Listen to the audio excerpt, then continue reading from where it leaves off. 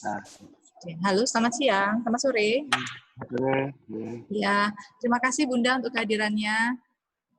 Baik, sesuai dengan agenda kita hari ini, jam 2 nanti kita akan memulai online talk dengan tema infertilitas bersama dengan Dr. Jimmy Anwar Anas, SPOG konsultan. Beliau adalah salah satu dokter obgyn yang berpraktik di RSUD Kendang Sari. Dr. Jimmy sudah hadir. Selamat sore, dokter.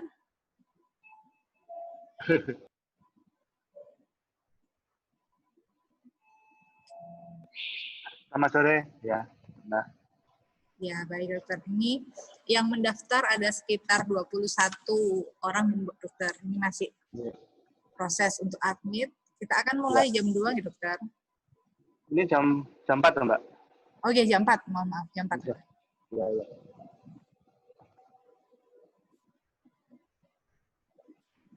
Ya, terima kasih Mbak pembawa acara. Mungkin kalau diizinkan saya Dr. Jimmy, saya bertugas di Rumah Sakit Kendang Sari.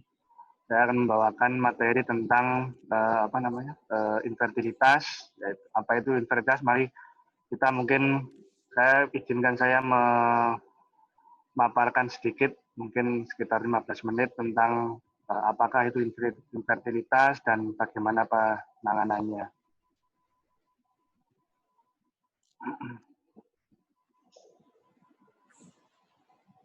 Bisa dilihat bisa dilihat nggih?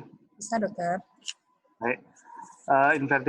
Infertilitas adalah apabila sesuatu pasangan itu menikah selama 1 tahun, yaitu dengan usaha untuk mempunyai anak melalui hubungan seksual yang teratur, namun masih belum berhasil. Ya. Kalau kita lihat dari angka grafik ini, maka sebenarnya setelah orang itu menikah, jadi setelah dia menikah, misalnya bulan ini menikah, maka 5 bulan ke depan diharapkan 50% akan terjadi kehamilan. Jadi misalnya ada orang 100 menikah, 5 bulan ke depan itu 50 orang hamil dengan hubungan yang teratur.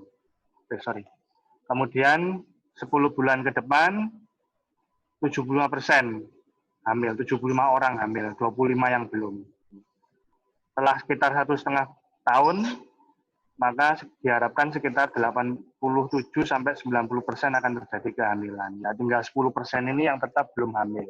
Nah, yang 10% ini, maka ini dikatakan suatu infertilitas. Ya.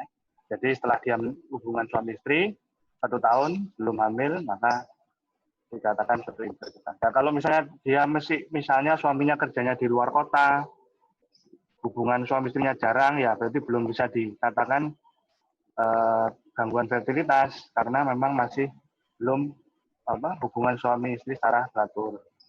Nah, mungkin refreshing saja, ini adalah organ anatomi reproduksi wanita, ya, di mana ini adalah rahim atau uterus. Ini adalah rongga rahim, tempatnya orang haid dan mengandung, ya, janin tumbuh. Kemudian ini adalah indung telur. Kemudian ini adalah saluran telur. Dengan ini adalah vagina yang tempatnya adalah untuk hubungan suami istri. Nah, bagaimana terjadi suatu kehamilan? Di mana kehamilan itu akan terjadi bila orang wanita tadi itu dari indung telurnya yang merupakan pabrik sel telur ini, dia tumbuh sel telur di sana. Kira-kira perlu waktu sekitar 7-12 hari. Ya. Setelah itu, apabila sel telurnya sudah matang, akan terjadi ovulasi namanya atau masa subur. Ya.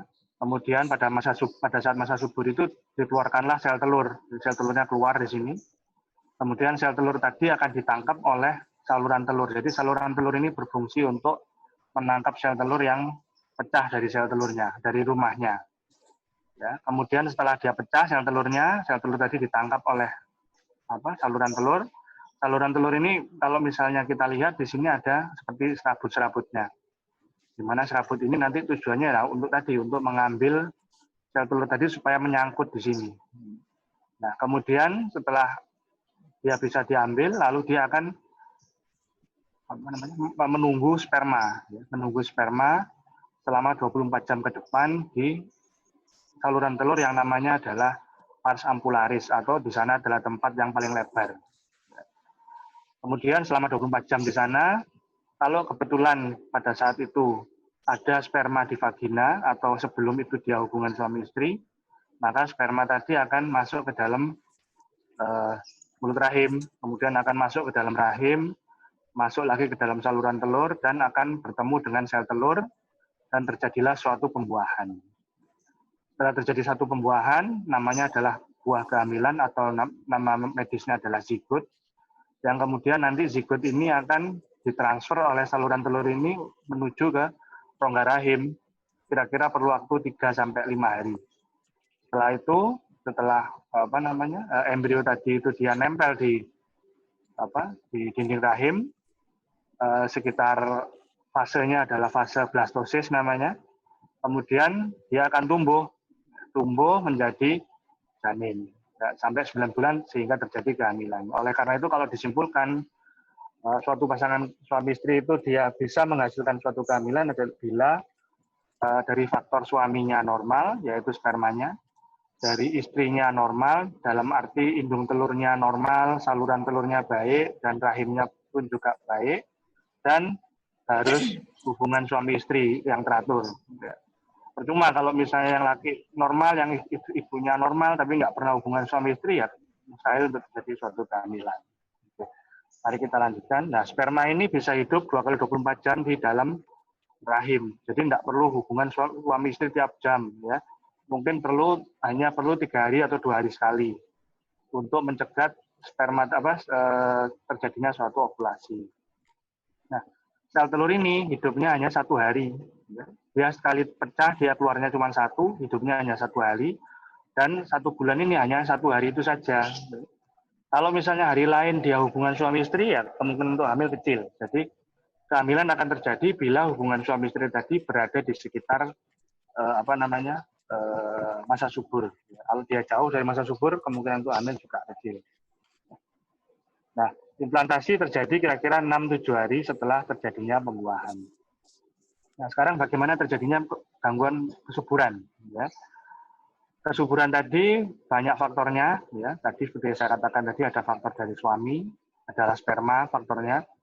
Kemudian ada juga faktor dari ibu atau istri, faktornya adalah saluran telur, indung telur, dan rahim.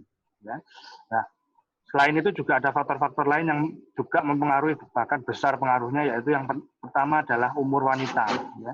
Umur wanita ini sangat mempunyai pengaruh terhadap penanganan kesuburan. Kemudian frekuensi hubungan suami istri.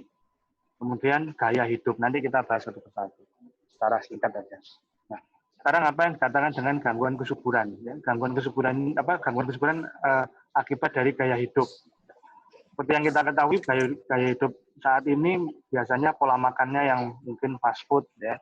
Kemudian tidak seimbang, makanannya tidak 4 sehat 5 sempurna, akibatnya akan terjadi obesitas. Di mana obesitas ini merupakan ancaman kesehatan pada manusia-manusia yang hidup saat ini. Bahkan di Amerika itu 50% dia merupakan orang obes. Jadi obes ini merupakan penyakit sebenarnya. Kalau dulu mungkin obesitas itu merupakan simbol kesuburan, tapi sekarang obesitas ini bisa membawa penyakit macam-macam. Ya. Selain itu kopi ini juga bisa mengganggu kesuburan, ya, karena mungkin mengandung zat-zat lain. Alkohol dan rokok. Ya. Rokok ini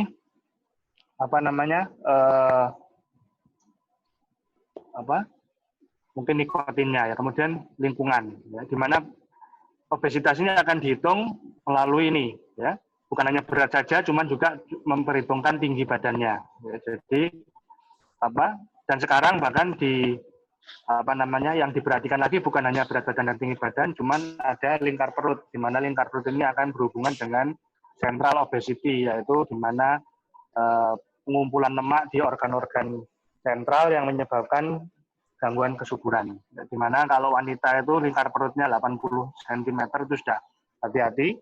Kalau sudah di atas pria di atas 90 cm itu hati-hati. Ya. Kalau BMI-nya itu dia melihat dari tinggi badannya itu kalau di atas 25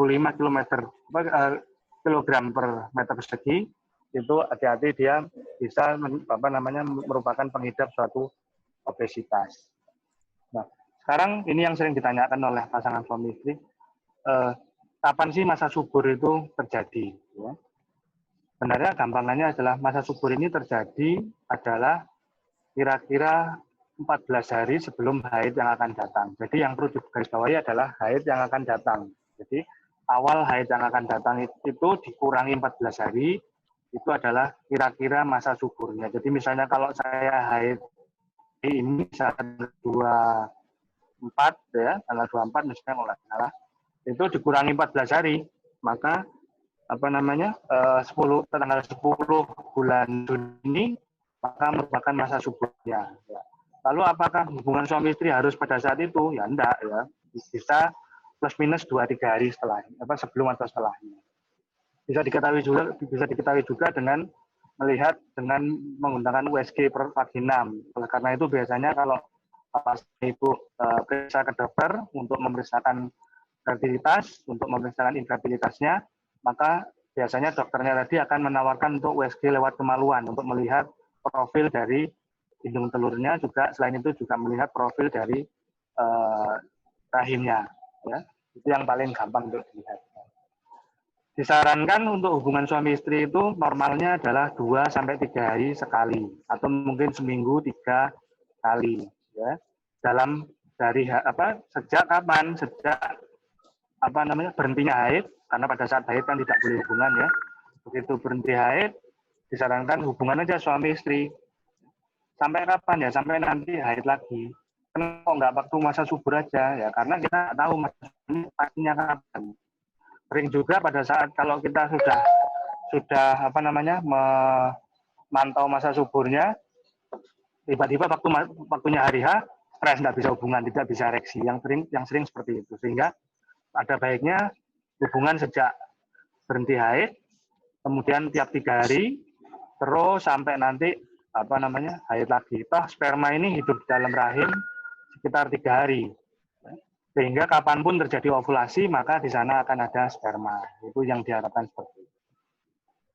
Nah, ini ada studi menarik ya. Ini yang angka 0 ini adalah menggambarkan saat ovulasi. Ya. -1 ini adalah H-1 sebelumnya, ini H-2 dan seterusnya. Hari pertama ini adalah H+1. Ya. Jadi hubungan yang paling tinggi menyebabkan suatu kehamilan itu adalah mulai meningkat sejak H-3. Ya. Sejak H-3 sebelum ovulasi ini sudah mulai tinggi angka kehamilannya. Begitu dia ovulasi, ya, kemudian terjadi misalnya tidak terjadi kehamilan misalnya ya, ovulasinya sel telurnya mati, besoknya hubungan kemungkinan untuk hamil sudah sangat kecil lah, sudah turun drastis, sehingga diharapkan sering hubungan itu adalah sekitar begitu bersih haid sampai 1-2 minggu pasca haid bersih, ya itu yang diharapkan supaya mencegah kapan terjadinya ovulasi tadi. Nah, sekarang pengaruh dari umur kesuburan, ya. Umur dari wanita. Di mana umur wanita ini ternyata tidak seperti pria ya. Kalau pada pria itu relatif konstan dia. Pada grafik yang sebelah kanan ini punyanya Bayer ini, itu kalau pria itu dia mulai tinggi masa suburnya itu optimalnya 22 tahun dan dia melandai. Ya, melandai umur 60 dia baru turun. Ya. Tapi kalau wanita sama dia umur 20, puncaknya adalah umur 20-30 tahun. Setelah 30 tahun dia mulai turun dia.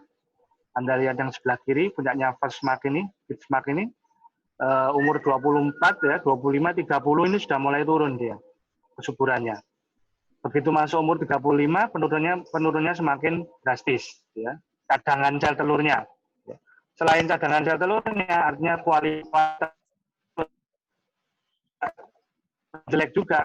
Lalu buktinya apa? Buktinya nih ada umur 35 tahun ke 35 tahun ke atas, angka terjadinya keguguran mulai meningkat di sana. Akibatnya apa? Sudah hamilnya sulit, begitu hamil gampang keguguran. Kalaupun tidak keguguran, ada resiko terjadinya kelainan bawaan, yaitu yang paling sering adalah Down syndrome atau kelainan kromosom nomor 21, itu yang paling sering. Itu adalah bukti bahwa selain jumlah yang turun, tapi kualitasnya juga menjelek. Ya.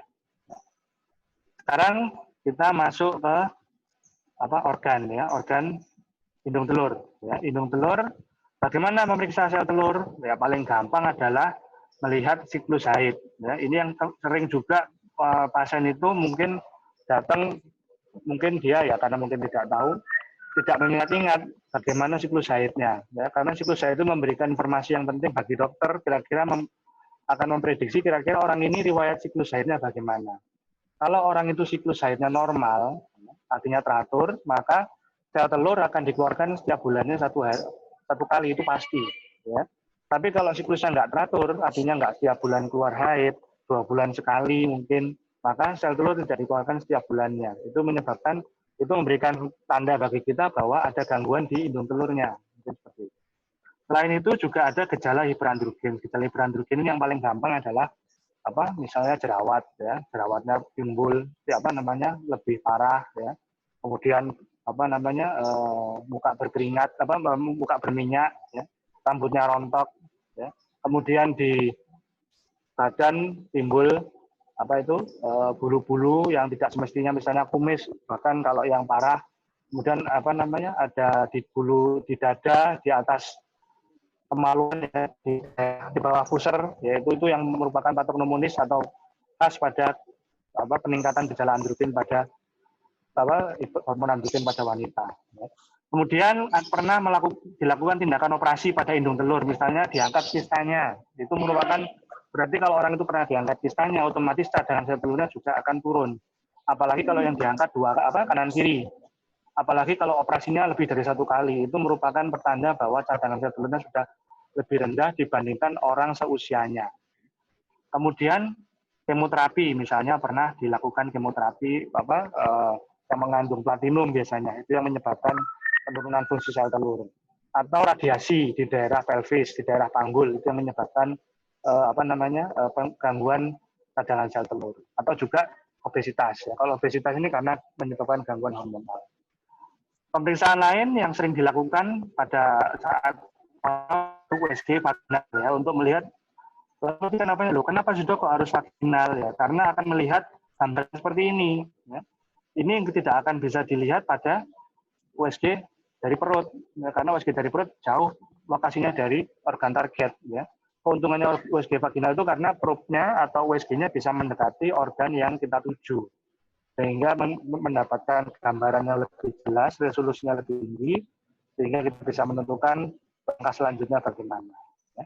Selain itu, hormon ini yang paling sering mungkin beberapa ya hormon-hormon yang terkait dengan reproduksi. Cuman yang tidak rutin, ya. Yang rutin adalah biasanya USG vaginal. Nah, ini juga yang nggak kalah penting adalah bagaimana ibu menentukan siklus haidnya. Ya. Untuk mengetahui siklus haid itu ada beberapa parameter. Ya. Ini bahkan secara internasional, saking pentingnya untuk mengetahui siklus haid ini, itu dibuatlah suatu konsensus, namanya konsensus dari Vigo tahun 2018, ini yang terakhir direvisi. Ya. Dulu sudah pernah ada, kemudian direvisi lagi. Dilihat dari frekuensi. Frekuensi itu siklus haid. Siklus haid ini adalah jarak antara hari pertama haid sampai hari pertama haid berikutnya. Itu ada beberapa jenis. Yang pertama adalah absen. Kalau absen ini berarti orang itu nggak pernah haid atau amenorrhea. Atau jarang haid. Kalau siklus haidnya itu lebih dari 38 hari. Misalnya sekarang haid, nanti haid lagi 2 bulan lagi, itu namanya jarang atau infrequent. Dikatakan normal kalau jarak siklus haid tadi itu adalah sekitar 24 sampai 38 hari. Dikatakan sering itu kalau kurang dari 24 hari sekali. Misalnya, saya itu kalau haid 2 minggu sekali, ya itu namanya frequent. Ya. Kemudian durasi itu adalah lamanya keluar darah. Itu ada 2 kemungkinannya. Yang pertama adalah normal kalau jumlah darahnya itu durasinya kurang dari 8 hari. Dikatakan memanjang kalau lebih dari 10 hari. Ada sekarang namanya regularitas. Regularitas itu seperti misalnya orang itu nggak mungkin haid tiap tanggal 1. Ya. Kalau tiap haid tiap tanggal 1 namanya gajian, bukan haid. Ya. Sehingga haid itu pasti berubah-ubah. Ya. Nah, perubahan atau jarak selisih antara haid sekarang dengan haid berikutnya itu namanya regularitas. Misalnya siklus sekarang 28 hari. Siklus depan tentu 28 hari, mungkin 30 hari, mungkin 35 hari. Nah, kalau jarak antara siklus terpendek dengan siklus terpanjang itu kurang dari 9 hari, itu dikatakan normal. Ya. Artinya orang ini bisa maju 1 minggu, atau molor 1 minggu itu masih dikatakan normal. Tapi kalau sudah di atas 8 hari, misalnya molornya sekitar 10 hari lebih, molornya setiap 11 hari, 12 hari itu dikatakan tidak normal. Ya. Kemudian flow, jumlah darah yang keluar. Ini pasti orang-orang, saya yakin ibu-ibu yang di sini nggak pernah menghitung darah haid yang keluar ya. Ngapain dok darah haid ditampung? Kan nggak mungkin lah. Ini sehingga ini yang menentukan adalah perkiraan dari pasiennya. Jadi yang bisa menentukan pasiennya. Kalau yang ini yang menentukan dokternya, kalau yang ini menentukan pasiennya. Biasanya saya tanya, Bu, kalau haid normal apa enggak? Biasanya ibunya akan tahu, oh dok biasa. Ya, biasa itu artinya normal. Oh dok, iya dok, 3 hari ini itu banyak. Jadi dia menentukan, bukan, jangan tanya sama dokternya nggak tahu, dokternya nggak ikut haid. Jadi kemudian iya dok 3 bulan ini semakin sedikit haid darah saya yang keluar. Itu biasanya pasien yang menentukan. Ya. Nah tadi untuk menentukan siklus haid, ya, untuk menentukan masa subur itu nggak perlu dilihat panjang siklusnya. Cukup ibu kira-kira memperkirakan aja berdasarkan haid yang sebelumnya, itu kira-kira perkiraan haid ibu itu kapan, yang bulan depan. Nah, tentukan tanggalnya, kemudian dikurangi 14 hari, itu akan kira-kira perkiraan masa subur. Ya. Cuman tadi saya katakan, nggak perlu ibu susah-susah menentukan masa subur. Ya. Apalagi kalau ibu haidnya nggak teratur misalnya. Maka pokoknya setelah bersih haid, ibu hubungan suami istri sampai haid lagi. Itu sudah cukup untuk menghasilkan suatu kehamilan. Ya. Nah, sekarang tadi ada untuk melihat indung telurnya. Ya. Perlu wawancara, kemudian minimal USG. Nah, sekarang kalau melihat saluran telur, tadi indung telur ini adalah saluran telur. Saluran telur itu yang ini, Bu. Ya. Jadi kalau indung telur tadi yang ini, saluran telur itu yang ini. Saluran telur ini fungsinya adalah untuk transportasi dan untuk menangkap sel telur. Sehingga syaratnya adalah tidak boleh buntu, serta tidak boleh ada perlengketan. Ketiga adalah bentuknya harus normal, harus ada rambut-rambutnya ini. Nah, ada beberapa cara untuk memeriksa. Yang paling sering adalah yang paling ditawarkan adalah di HSG atau hysterosalpingografi. Ini adalah ibu datang ke laboratorium, ke radiologi biasanya, lalu dimasukin cairan ke dalam rahim, lalu difoto, bukan di USG tapi difoto. Ya. Tujuannya apa? Untuk melihat saluran telur ini buntu apa enggak.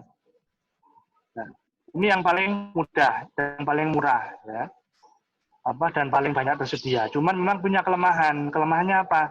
Pemeriksaan ini hanya bisa melihat buntu apa enggak saja, tapi tidak bisa melihat dia ada perlengketan apa enggak.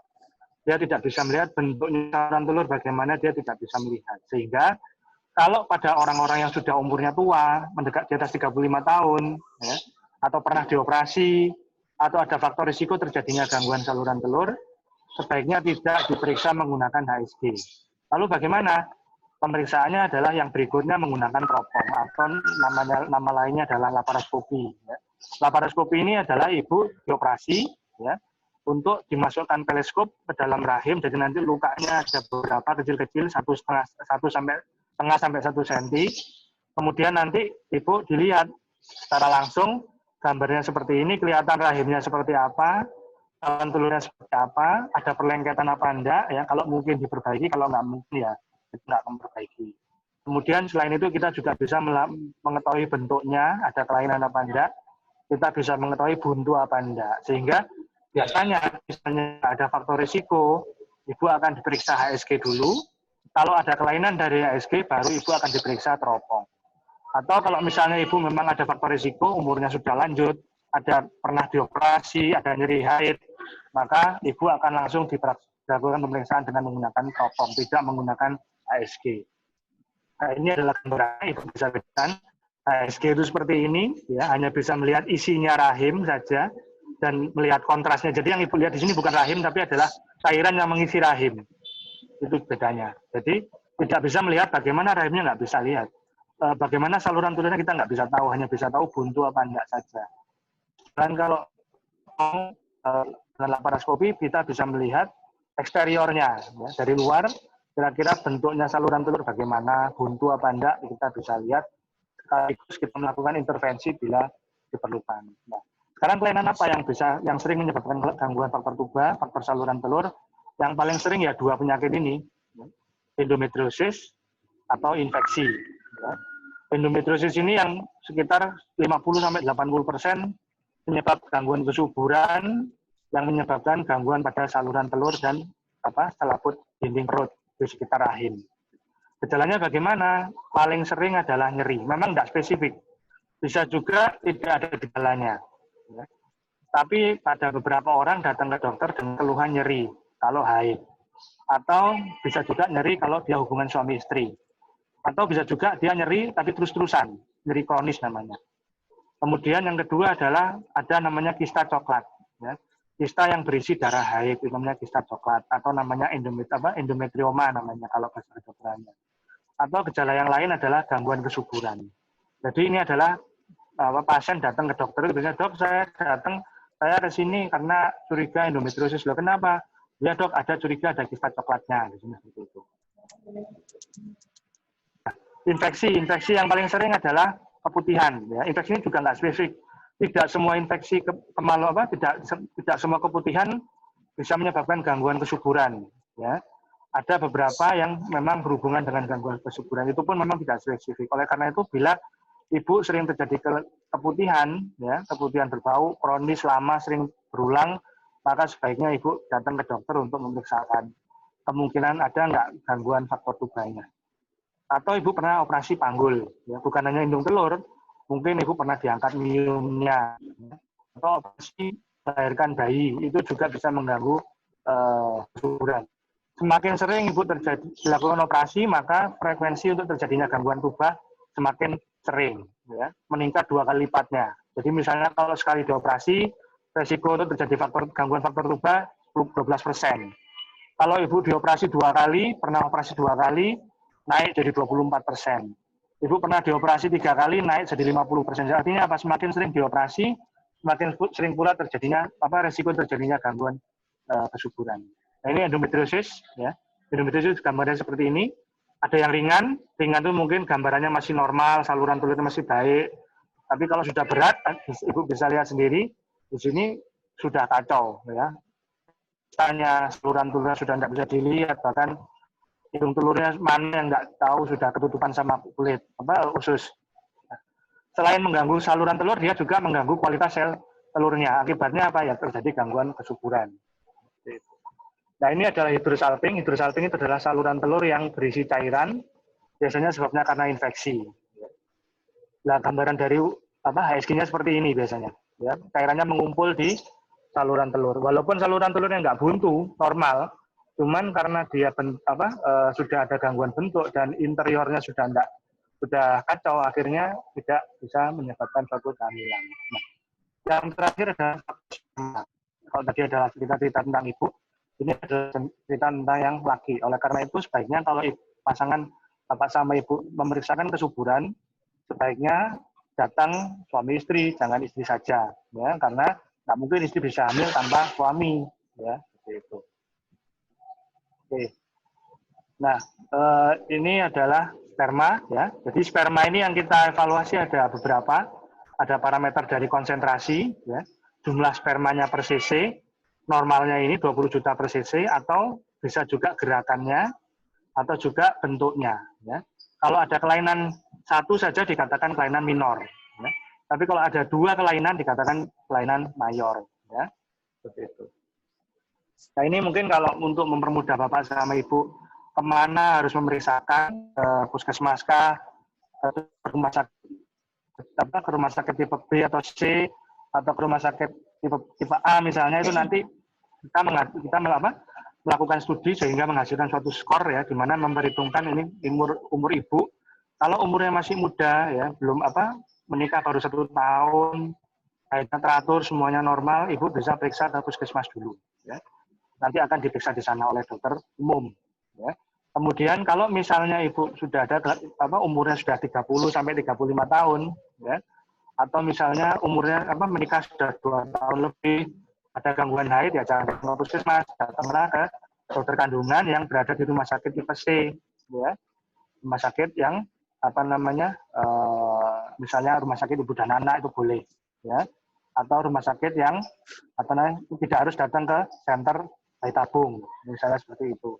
Tapi kalau misalnya sudah masuk yang skor ketiga ini, ya, umurnya sudah di atas 35, menikahnya sudah di atas 3 tahun, sudah tidak haid lama, kemudian ada tumor di indung telurnya, kemudian pernah pasang spiral ya, atau pernah operasi 2 kali ya, ada gangguan sperma, ya sebaiknya datangnya ke tempat yang rumah sakit tipe A, misalnya tempat yang memang ada poli yang menangani khusus kesuburan untuk diperiksa lebih lanjut. Jadi semua itu ada jenjangnya.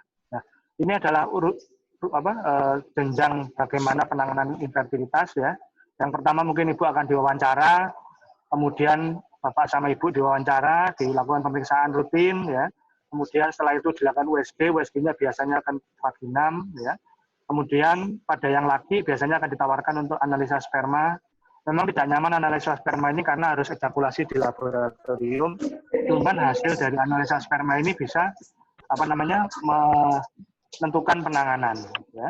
Kemudian nanti akan diarahkan penanganan kesuburannya, apakah konservatif, hanya diperbaiki gaya hidup, hubungan suami istri saja, tanpa obat-obatan, atau mungkin harus dioperasi dulu, ataukah mungkin inseminasi, atau mungkin bayi tabung, ya. Nah ini mungkin penata laksanaan berjenjang infertilitas pada pasangan gangguan fertilitas, mungkin patokannya adalah umur. Ya. Kalau umurnya masih muda, mungkin kita bisa bersantai-santai, kita bisa coba hubungan suami istri, bisa dikoreksi dulu, ya, dikasih obat penubur misalnya, atau mungkin vitamin saja misalnya. Tapi kalau umurnya sudah 35 tahun, kita sudah nggak lewat sini, langsung ke sebelah sini. Kita langsung penanganan yang lebih agresif, ya, karena mengingat usia suburan ibu itu ada batasnya, ada jendelanya, tidak selamanya. Nah ini adalah mungkin sepintas kalau inseminasi. Apa sih inseminasi itu? Inseminasi adalah memasukkan sperma langsung ke dalam rahim. Tujuannya adalah mendekatkan sel telur dengan sperma. Mungkin kita bicara satu slide ini mungkin ya. Jadi inseminasi itu seperti ini, spermanya dimasukkan ke dalam rahim langsung. Ini untuk supaya lebih dekat. Ya. Keberhasilannya sekitar 10-15%, cukup baik pada orang-orang yang masih muda biasanya. Indikasinya adalah kalau misalnya tidak ada kelainan yang lain, yang normal semua, laki, perempuan normal, umurnya masih muda, ya. Endometriosis ringan, atau mungkin kelainan sperma yang ringan. Syaratnya adalah saluran telurnya harus normal, cadangan sel telurnya harus baik, tidak ada kelainan yang berat. Syarat dari pria minimal jumlah spermanya 10 juta per cc. Nah, sedangkan bayi tabung bagaimana? Kalau bayi tabung adalah mempertemukan sperma dengan sel telur di laboratorium, jadi kita tidak memerlukan fungsi saluran telur. Jadi bedanya dengan inseminasi ya, inseminasi itu perlu saluran telur dan pembuahannya alami. Kalau bayi tabung tidak perlu saluran telur dan pembuahannya dilakukan secara artifisial atau dibantu. Ya. Nah seperti ini, jadi ibu nanti diambil sel telurnya, lalu ditemukan dengan sperma di luar di laboratorium, lalu dimasukkan lagi embrionya ke dalam rahim. Nah, mungkin slide terakhir, jadi mungkin ini kebetulan juga ada pandemi, ya mungkin ibu juga membaca berita bahwa sebaiknya belum hamil dulu, ya. Cuman memang pada itu untuk orang-orang yang sudah punya anak, mungkin anaknya sudah 2 atau mungkin sudah 1, ya mungkin kalau untuk mau hamil lagi ya pertimbangkanlah, ini orang hamil itu memang beresiko untuk terjadi infeksi pada pandemi ini, lebih mudah infeksi. Ya. Selain itu bila terinfeksi lebih mudah menjelek kondisinya, sehingga kalau misalnya tidak memerlukan sekali ya jangan hamil dulu. Tapi pada pasangan suami istri yang belum punya anak, ya tadi yang dikatakan tadi lah, kalau ditunda terus, lah ini kapan punya anaknya, programnya lah, padahal ini nggak tahu sampai kapan ibu. Ya kalau setahun ini selesai lah, kalau masih 5 tahun lagi, ya semoga aja nggak sampai, tapi bisa saja terjadi kalau vaksinnya belum ada.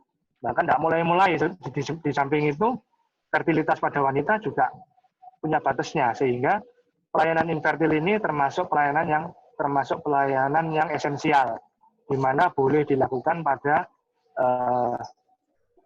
kondisi pandemi ini, asal tidak tidak pada daerah yang zona merah misalnya, ya seperti itu. Ya mungkin seperti itu yang bisa saya sampaikan, mungkin bisa dibuka tanya jawab mungkin ya. Dari Baik, terima kasih dokter untuk penjelasannya yang cukup lengkap dan menarik. Jadi ini sudah ada beberapa pertanyaan yang masuk dokter melalui chat. Ini dari Ibu Cherry. dikatakan bahwa Bu Cherry ini berusia 36 tahun, suaminya 39 tahun. Ingin menanyakan apakah konsumsi kopi dapat menyebabkan tidak terjadi kehamilan. Kemudian yang kedua, apakah faktor stres juga berpengaruh pada proses menunda kehamilan. Kemudian apakah di usia 36... Maaf, yang kedua tadi apa? Yang kedua, faktor stres, dokter. Oh, stres, ya. Ya, apakah berpengaruh? Kemudian yang ketiga, apakah di usia 36 tahun dan 39 tahun ini bisa untuk melakukan inseminasi? Silakan. Terima kasih. Saya jawab yang pertama dulu ya, kopi ya. Kopi tadi sudah saya jelaskan, memang bisa bukan tidak bisa hamil ya, tapi menurunkan angka kehamilan ya. Karena dia mengandung zat-zat tertentu yang bisa menyebabkan gangguan pada saat fertilisasi atau pada saat implantasi misalnya seperti itu. Terus yang kedua adalah apa tadi? Faktor stres ya. Stres ini memang jahat, Ibu. Stres ini bisa mengganggu gangguan haid, bisa menyebabkan gangguan haid ya. Bisa menyebabkan gangguan ovulasi tidak rutin ovulasinya ya. Kemudian bisa juga menurunkan angka kehamilan pada program hamil ya. Juga bisa menyebabkan gangguan kesuburan. Cuman ya sebaiknya stres ini bukan tidak menjadi alasan utama. Artinya kita harus cari dulu yang lain. Ya, jangan terus ya Bu karena stres ya. Ya kita cari dulu penyebab yang nyata dulu. Kalau yang nyata tidak nemu ya baru kita mungkin berpikir stresnya. Jangan dibalik. Kita nanti Bu stresnya begitu telat umurnya sudah tua ya. Jadi stres ini memang bisa menyebabkan gangguan kesuburan, cuman sebelum kita memutuskan apakah stres ini yang menyebabkan gangguan kesuburan pada pasangan bapak sama ibu, ya sebaiknya dicari dulu penyebab yang lain yang nyata, mungkin seperti itu. Terus yang terakhir tadi apa? Inseminasi. Iya, inseminasi di usia 36 tahun dan 39 tahun. Kalau yang 36 tahun itu yang ibunya bisa. Inseminasi itu syaratnya adalah umurnya di bawah 37 tahun, jadi maksimal 37. Saluran telurnya harus tidak buntu, kemudian spermanya harus baik ya. Cuman kalau yang 39 tahun ini ibunya mungkin ya bisa saja sih, cuman angka kehamilannya sudah mulai turun drastis, sehingga sebaiknya kalau sudah umur 39 tahun ke atas idealnya adalah baiknya bayi tabung seperti itu. Seperti itu. Jadi memang kopi dan stres ini sebagai faktor pemicu ya dok ya, yang menurunkan keberhasilan dari kehamilan itu. Kemudian ada lagi dari Ibu Yohana. Tadi sudah dijawab oleh dokter, apakah aman melakukan program hamil atau insen dan bayi tabung selama pandemi COVID. Jadi memang ya, aman betul. Asalkan bukan di area atau di daerah yang merah ya dokter ya. Ya betul. Ya semua itu ada resikonya ya. Kita kalau jalan keluar kota nggak mau nubruk sama sekali ya sulit ya. Tapi kalau misalnya memang kita perlu harus keluar kota, memang keperluannya mendesak ya, kita apapun kita harus kita lakukan dengan resiko misalnya ya memang ada resiko tertular karena memang ya terutama pada saat nanti mungkin bukan saat program hamilnya, yang dikhawatirkan itu pada saat dia pas hamilnya. Karena pada saat persalinan perlu darah ya sekarang ini masih jarang misalnya seperti itu. Baik. Ada pertanyaan selanjutnya dari Bunda A. Jadi ini Bunda A menceritakan pernah keguguran dokter setahun yang lalu. Ya. Kemudian sudah mencoba promil sejak 6 bulan lalu. Nah, apakah perlu melakukan pemeriksaan ulang seperti HSG dan analisa sperma untuk suami? Kemudian bagaimana prosedur promil pasca keguguran? Apakah penggunaan KB hormonal 3 bulan itu juga dapat mempengaruhi kesuburan dan siklus haid? Usia ibunya 29 tahun, dengan pernikahan usianya 2,5 tahun. Ya, betul. Oke, terima kasih. Tadi yang seperti mungkin slide saya ya. Boleh saya share lagi ya? Boleh, monggo silakan dokter. Oh, ini sudah share ya? Sebentar. Ini kok nggak bisa saya gerakkan ya? Sebentar, Pak. Oke. Bentar, ini mungkin ada slide yang bisa menjawab pertanyaan tadi. Jadi sebenarnya yang kita bahas tadi itu adalah di sini, ya, di sebelum terjadinya kehamilan. Kalau pasangan tersebut sudah sempat hamil, berarti nanti masalahnya di sini sudah. Jadi apakah orang hamil misalnya keguguran ya, berarti itu dia sudah sempat hamil dulu, ya. Berarti kalau gugurnya berulang, artinya apa? Kalau orang itu sudah sempat hamil, ada kemungkinan mungkin memang fungsi saluran telur dan lainnya ini memang masih baik, sehingga dia sempat terjadi kehamilan. Cuman masalahnya setelah hamil, maka baru ada masalah, misalnya keguguran. Nah, keguguran jadi ada macam-macam. Ada yang sekali atau sporadis namanya ya. Sporadis itu artinya nggak ada polanya. Sekarang keguguran, nanti terus hamil lagi, keguguran lagi. Ada lagi namanya keguguran berulang. Keguguran berulang itu artinya sekarang keguguran. Hamil lagi, keguguran lagi.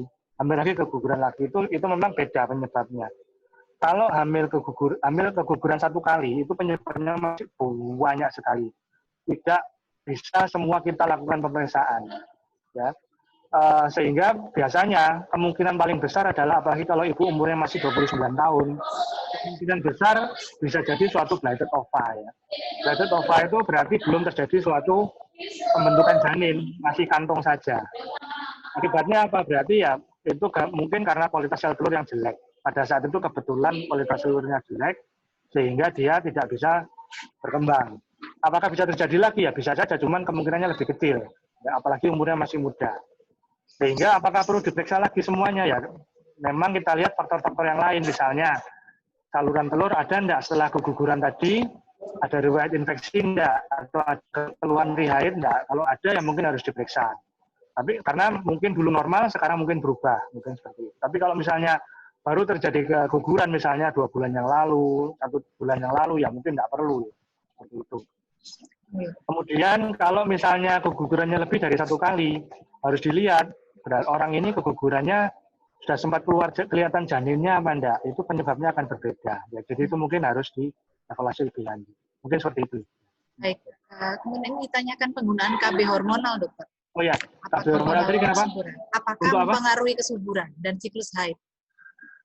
Ya, KB itu semua selama dia diminum, pasti kesuburannya menurun pada saat dia diminum. Ya. Tapi setelah di stop ya sudah kembali kesuburannya. Artinya menggunakan KB ini ya ada namanya reversibilitas. Reversibilitas itu macam-macam tiap KB. Kalau dia KB hormonal yang pil itu reversibilitasnya cepat sekali. Mungkin sekarang begitu di stop, bulan depan sudah bisa diharapkan terjadi suatu kehamilan alami. Tapi kalau KB suntik yang 3 bulanan itu kembalinya 9 bulan sampai 1,5 tahun kemudian. Jadi lihat-lihat. Cuman ya insya Allah dia kembali normal karena kalau awalnya memang normal. Cuman masalahnya buat apa minum pil KB ya pasti ada tujuannya. Apakah memang memberi jarak, ataukah memang menunda dulu, ataukah memang ada penyakit tertentu yang harus diberikan pil KB selama kurun waktu tertentu. Jadi pil KB itu memang selama ibu minum pil KB ya memang kemungkinan untuk hamil ya kecil karena dia nggak cukup karena minum pil KB, karena minum KB. Tapi begitu di stop ya insya Allah pasti kembali. Baik, sehingga disarankan kalau untuk muda-muda yang sedang program hamil memang sebaiknya tidak mengkonsumsi atau tidak menggunakan KB dulu ya dokter ya? Ya pada saat program hamil ya nggak perlu. Betul. Kemudian dokter untuk yang keguguran tadi kan berarti kan ada proses, biasanya proses kuretase dok untuk membersihkan di area rahim. Nah, apakah ini juga berpengaruh dokter? Ya, memang kuretase ini ada beberapa ya semua namanya tindakan medis itu semua pasti ada untung rugi. Nggak ada tindakan medis itu, dok saya nggak mau komplikasi ya, jangan dilakukan tindakan medis, karena nggak mungkin. Ya. Semua tindakan medis, walaupun suntik, itu dia mesti bisa terjadi komplikasi, mulai yang ringan sampai berat. Nah, sekarang kembali ke pertanyaan, apakah kuretase bisa menyebabkan gangguan kesuburan? Memang ada, bisa. Karena salah satu komplikasi dari kuretase tadi itu adalah terjadinya perlengkatan atau adesi di dalam rongga rahim. Ya. Yang dimana dia akan bisa menyebabkan gangguan kesuburan bila adesinya perlekatannya berat sekali. Oleh karena itu, kuretase ini dilakukan bila hanya ada indikasi. Indikasinya apa? Indikasinya utamanya adalah bila perdarahan. Yang kedua adalah apabila perlu dilakukan terminasi kehamilan pada orang-orang yang janinnya tidak berkembang. Mungkin seperti itu. Oke, baik. Ada pertanyaan lagi dokter, ini dari Bunda yang sudah menikah selama 2,5 tahun, sudah pernah melakukan pemeriksaan sampai tahap HSG di tahun 2019 bulan Februari. Kemudian suami pernikahannya 2,5 tahun. Pernikahan 2,5 tahun, sudah sampai tahap HSG dilakukan bulan Februari 2019. Kemudian hasilnya suami ada kelainan sperma azoospermia. dan sekarang ini ingin melanjutkan kembali program. Kemarin sempat tertunda karena suami mengalami gagal ginjal. Nah, apakah harus tes dari awal atau dilanjutkan dokter pemeriksaan? Baik, pertanyaan yang bagus sekali. Jadi pada problem dari pasangan ini adalah ibunya menikahnya pasangannya 2,5 tahun. Cuman masalah yang jelas adalah dari suami ya, ada azoosperma dan gagal ginjal ya. Ini mungkin kalau bisa saya tunjukkan di grafik. Ini masih kelihatan ya share-nya Ibu ya? Masih kok, dokter. Ya, jadi pelayanannya adalah di sperma ya. Menurut saya pertama di ASG karena jelas kelainannya adalah di sperma, di mana sperma tadi tidak mampu melakukan pembuahan secara alami lah. Sedangkan HSG ini atau diteropong misalnya ya, ekstrimnya diteropong pada orang ini, itu sebenarnya untuk melihat fungsi dari saluran telur. Padahal pada pasangan ini tidak memerlukan fungsi saluran telur karena spermanya pun azoo itu secara umum. Sehingga untuk hamil sebaiknya bayi tabung. Itu yang pertama. Yang kedua adalah karena azoosperma itu artinya adalah spermanya kurang dari 1 juta ya, pada saat diperiksa. Sehingga ada kemungkinan nanti pada saat dikeluarkan spermanya itu tidak nemu di cairan ejakulasi itu tidak ada spermanya. Nah, lalu bagaimana? Lalu tahap berikutnya adalah dilakukan pengambilan sperma langsung di saluran spermanya atau langsung di pabriknya. Karena gangguan produksi sperma itu bisa dari testisnya atau buah zakarnya, atau dari salurannya yang buntu. Biasanya pada orang-orang dengan kelainan sistemik, ada kemungkinan memang dari pabriknya yang memang bermasalah. Nah, untuk mengambil sperma tadi, itu juga memerlukan tindakan bios dan sebagainya. Memang cukup pada orang-orang yang dengan gagal ginjal atau kelainan sistemik berat yang lain. Sehingga sebenarnya kalau memang ibunya memang ingin sekali mengikuti program bayi tabung misalnya, maka ini yang gagal ginjal suaminya ya Bu? Iya, atau ibunya? Suaminya ya. Oke. Jadi sebaiknya konsultasi dulu ke dokternya, ya ke dokter urologi. Kira-kira kalau dilakukan pembiusan pada saat mengambil sperma tadi, karena yang nanti mengambil sperma ini ya bukan dokter kandungan tapi dokter urologi biasanya. Konsultasi dulu kira-kira memungkinkan tidak untuk diambil spermanya karena mengingat ada kelainan sistemik yang berat. Dan memang kalaupun sperma nanti sampai diambil dari pabriknya, maka kemungkinan untuk hamil juga berbeda dengan orang-orang yang spermanya dikeluarkan secara alami. Baik dokter. Ya, terima kasih. Ini masih ada pertanyaan lagi dokter tentang bila ada indikasi infertil, seberapa persen keberhasilannya dokter untuk yang inseminasi dan bayi tabung? Baik, jadi keberhasilan yang saya katakan ini adalah keberhasilan yang umum ya, artinya yang secara global. Tentu nanti ada kasus per kasus ya. Secara umum angka kehamilan untuk inseminasi itu di bawah usia wanita yang 35 tahun, di bawahnya masih muda artinya itu sekitar 10-15%. Bahkan ada yang bisa mengatakan sampai 20% selama semuanya itu normal.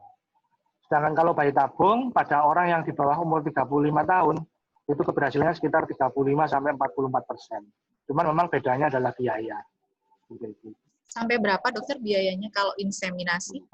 Kalau insem mungkin kalau obat yang dipakai sederhana nggak sampai 2 juta ya. Cuman inseminasi itu yang mahal adalah bukan inseminasinya, tapi kalau sampai dilakukan teropong untuk evaluasi saluran telur itu yang mungkin agak mahal, itu mungkin sekitar 30-an. 30-an. Kalau bayi tabung dokter? Kalau bayi tabung itu sekitar 80-an sekarang. 80-an. Tergantung nanti responnya bagaimana. Oh, berarti tetap melihat respon dan reaksi tubuh juga ya dokter? Iya. Oke. Baik. Kemudian ada pertanyaan, nyeri pada endometriosis yang khas seperti apa dok? Apakah hanya pada saat dysmenorrhea atau pada saat setelah melakukan hubungan yang dimaksud dengan nyeri endometriosis tadi? Oke. Sebentar. Ini saya lanjut. Ini saya pindah lagi bisa ya? Silakan dokter. Saya pindah ke grafik ini. Nah, ini sebentar ya. Nyeri endometriosis itu memang tidak khas, Bu. Memang intinya endometriosis itu tidak khas. Karena nyeri pada haid itu belum tentu endometriosis, ya. Nyeri pada haid itu ada dua, ada yang primer sama sekunder. Kalau yang primer itu artinya nggak ada penyebabnya, ya. Biasanya terjadi pada remaja, umur di bawah 20 tahun. Tapi pada orang-orang di atas umur 20 tahun, biasanya adalah dysmenorrhea sekunder, artinya memang ada penyakitnya. Penyakit apa yang bisa menyebabkan dysmenorrhea? Salah satunya adalah endometriosis, salah satunya. Penyebab lain apa? Bisa karena perlengketan, misalnya ibu dulu pernah dioperasi miom, jadi perlengketan. Miom sendiri tidak menyebabkan dysmenorrhea, tapi perlengketan ini pasca operasi ini menyebabkan terjadinya dysmenorrhea bisa. Atau adenomiosis bisa menyebabkan dysmenorrhea. Nah, sekarang kembali ke pertanyaan tadi, endometriosis ini nyerinya seperti apa? Dari penelitian ya, dari penelitian internasional maupun penelitian yang pernah kita lakukan, yang biasanya yang terkait dengan nyeri endometriosis ini nyerinya yang dia seperti diremas-remas. Ya, walaupun ini penelitiannya masih taraf deskriptif, artinya hanya melihat orang yang endometriosis saja, kita belum membandingkan dengan orang-orang yang bukan endometriosis. Itu nyerinya adalah sejenis yang seperti diremas-remas, atau kalau bahasa Inggrisnya itu namanya throbbing, jadi seperti di remet-remet di rahimnya. Lalu kapan terjadinya? Terjadinya biasanya adalah sekitar 2-3 hari setelah mulai haid, dan bahkan bisa terjadi terus hingga setelah haidnya selesai. Ya. Kemudian di sini kalau dilihat nyeri panggul itu ada 2 jenis, ada satu nyeri, ada lebih dari 2 jenis nyeri. Artinya apa? Ada namanya dysmenorrhea atau nyeri haid, ada juga namanya dyspareunia. Dyspareunia itu adalah pada saat dia nyeri hubungan suami istri. Kalau ada dua-duanya, nyeri haid dan nyeri dyspareunia, resiko untuk terjadi endometriosis itu lebih tinggi lagi. Ya, kita sedang melakukan studi bagaimana kalau cuma ada dysmenorrhea aja itu berapa sih korelasinya, kita belum bisa menjelaskan. Bagaimana kalau ada 2, misalnya kalau dysmenorrhea saja dengan nyeri haid itu prevalensi endometriosis lebih tinggi apa enggak, kita masih belum bisa menjelaskan lebih detail. Mungkin itu. Cuman ada kemungkinan lebih tinggi. Seperti itu. Oke, baik dokter. Lalu dokter, ini kan tadi yang dijelaskan, tadi kan faktor dari dalam dokter. Misalnya faktor dari luar, apakah ada upaya yang bisa dilakukan untuk meningkatkan kehamilan, misalnya olahraga, atau dari konsumsi makanan dan vitamin, apakah itu bisa dipakai sebagai upaya untuk memperbesar kemungkinan kehamilan? Jadi memang penanganan kesuburan itu ada 2 ya, ada yang suportif, ada yang penanganan definitif. Definitif itu artinya ya tadi hubungan suami istri, kemudian inseminasi bayi tabung, kemudian obat penyubur, itu adalah yang definitif, atau artinya penanganan pada penyebabnya. Juga ada penanganan suportif itu yang dapat meningkatkan penanganan utama tadi, yang definitif tadi. Salah satunya adalah pemberian vitamin. Ya, vitamin ini yang paling sering adalah asam folat. Ya, asam folat ini bisa meningkatkan karena dia merupakan baku ya dari maturasi sel telur, maturasi oosit, dan fertilisasi ya embrio, yang merupakan bahan baku, sehingga kalau itu cukup itu bisa memperbaiki. Selain itu yang juga sering dilupakan adalah zat besi. Fe itu disinyalir pada orang-orang yang kekurangan zat besi itu bisa menyebabkan ovulasi, gangguan keluarnya sel telur, bahkan sampai gangguan fertilisasi. Salah satunya adalah gastritis. Ya. Gastritis itu bisa menyebabkan gangguan absorpsi dari zat besi yang menyebabkan gangguan kesuburan tadi ya pada akhirnya. Seperti itu. Jadi bisa memang. Oke, berarti konsumsi vitamin seperti asam folat dan Fe itu juga bisa membantu ya dokter untuk meningkatkan kemungkinan. Baik, kemudian ini ada pertanyaan lagi dokter. Jadi ini seorang bunda usia 39 tahun. Putra pertamanya usia 13 tahun. Kemudian tidak berapa ibunya? Ibunya 39 tahun. Ya. Kemudian anak pertamanya usia 13 tahun. Pernah keguguran, kehamilan kedua tahun 2009. Dan sampai saat ini sedang dicoba tapi belum hamil lagi. Tidak menggunakan kontrasepsi, beberapa kali sudah ke dokter, tapi masih belum berhasil. Beliau menanyakan apakah faktor kecapean itu juga mempengaruhi, karena bunda ini bersepeda motor setiap hari kurang lebih sekitar 60 kilo. Ya, bisa. Jadi gini Bu, kembali lagi ya, kita harus hati-hati kalau kita mendapatkan pasien gangguan kesuburan ya, ada yang usianya sudah sampai ke usia yang warna kuning ini ya.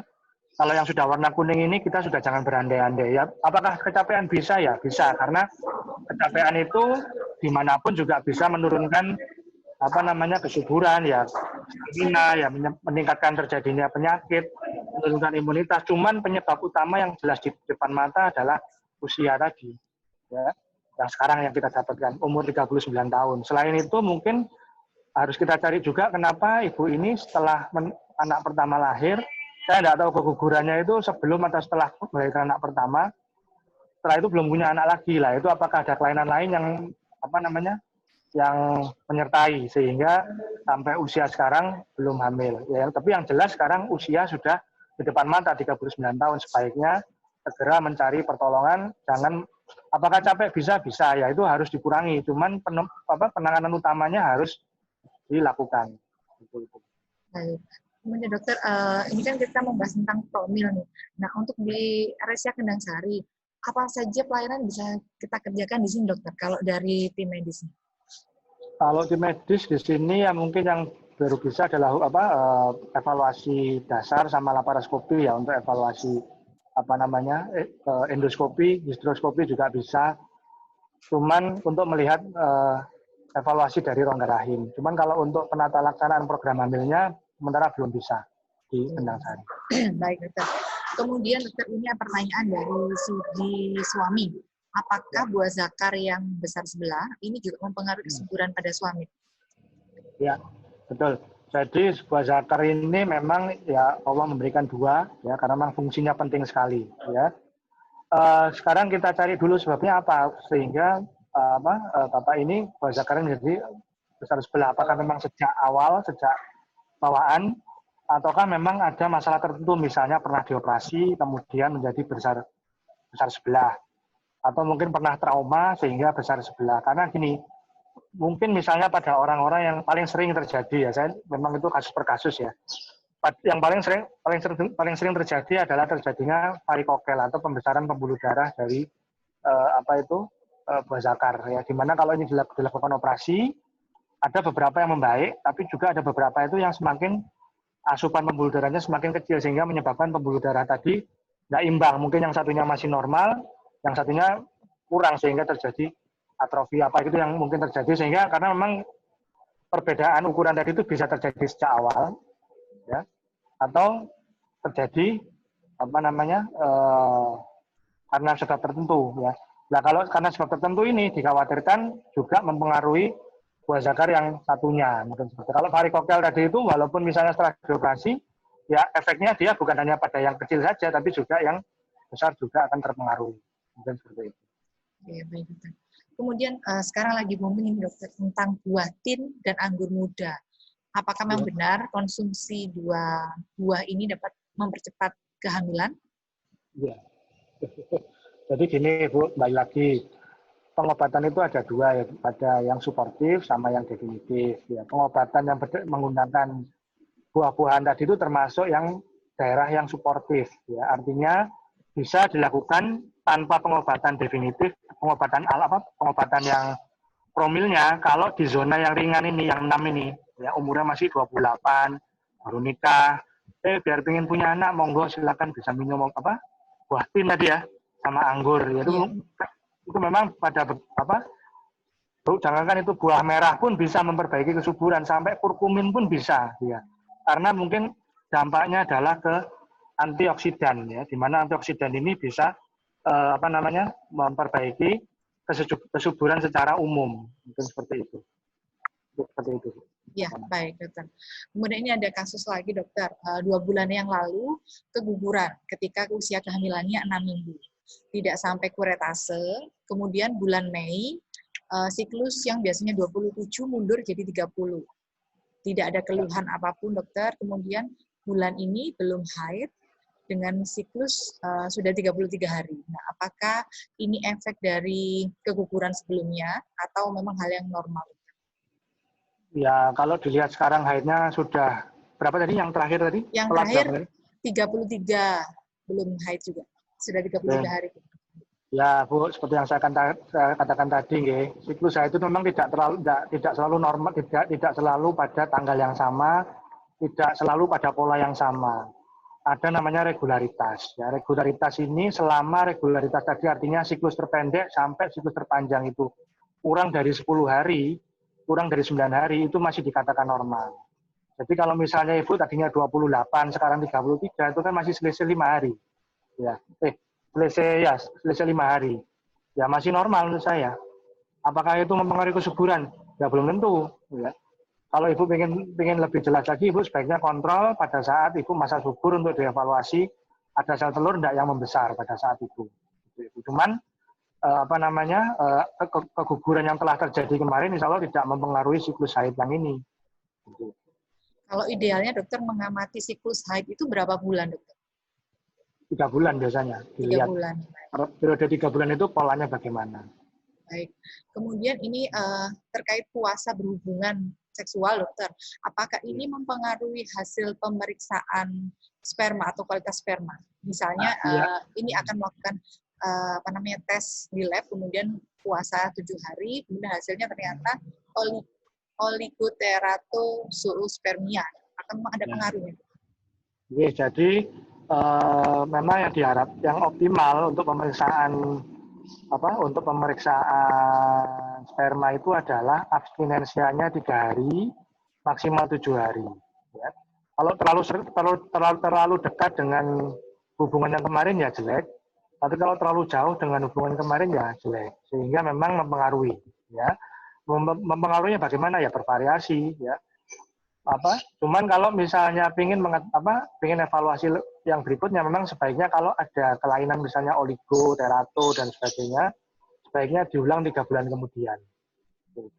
Karena memang sperma itu memang tidak konstan ya, produksi sperma itu tidak normal, terus atau jelek, terus tidak, kadang-kadang dia bisa baik, selama memang tidak ada penyakit yang mendasari. Kadang-kadang bisa baik, kadang-kadang jelek ya, sehingga jarak mulai dari pembentukan sperma itu sejak awal sampai dewasa itu 3 bulan, sehingga sebaiknya kalau misalnya sekarang ternyata ada kelainan seperti tadi, sebaiknya diulang 3 bulan kemudian dengan istirahat yang cukup, kemudian konsumsi vitamin ya boleh, kemudian dengan syarat tadi hubungan minimal 3 hari atau enggak sampai 7 hari. Baik, dokter. Satu pertanyaan terakhir, dokter, ini mengenai hubungan seksual, dokter. Posisi apakah yang cukup efektif untuk kondisi dengan rahimnya retro? Ya, ini Bu. Nah, rahim retro itu belum tentu bermasalah. Ya.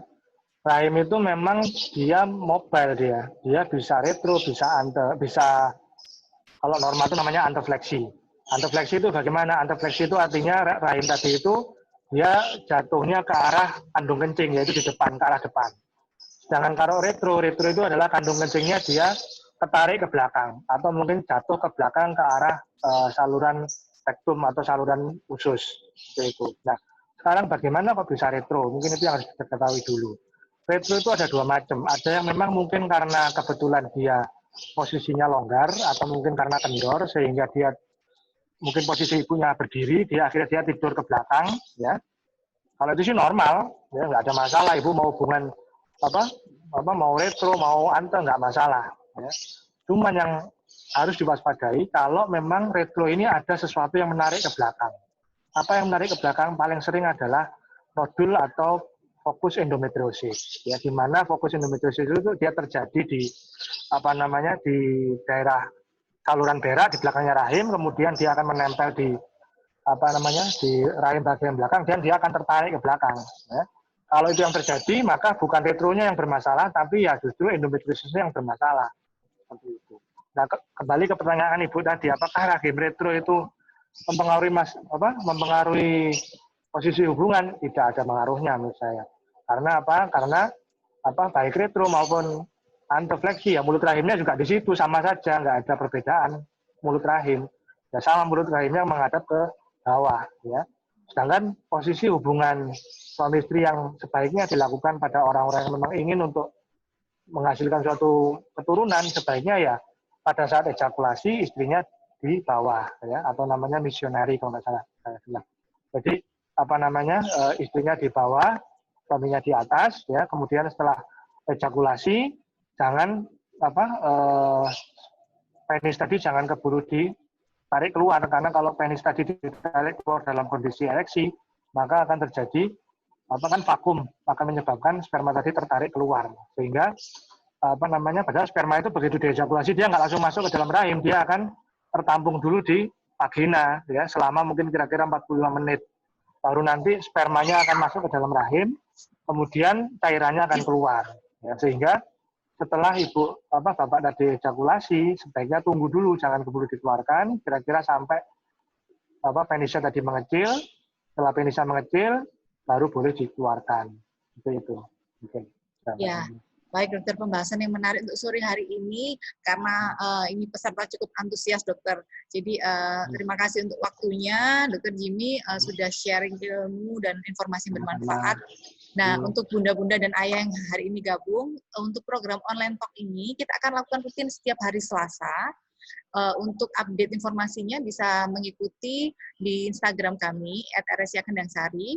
Untuk jadwal minggu depan kita dengan materi hipertensi dalam kehamilan nanti dengan Dr. Muhammad Ilham Aldika Akbar. Jadi monggo bisa join kembali di link yang sama di waktu yang sama. Baik, terima kasih untuk partisipasinya. Sekali lagi terima kasih Dr. Jimmy. Semoga sehat selalu untuk semua yang sudah berpartisipasi. Amin. Baik, terima kasih. Selamat sore untuk online talk hari ini kita akhiri sampai di sini. Sampai berjumpa kembali. Terima kasih. Waalaikumsalam warahmatullahi wabarakatuh.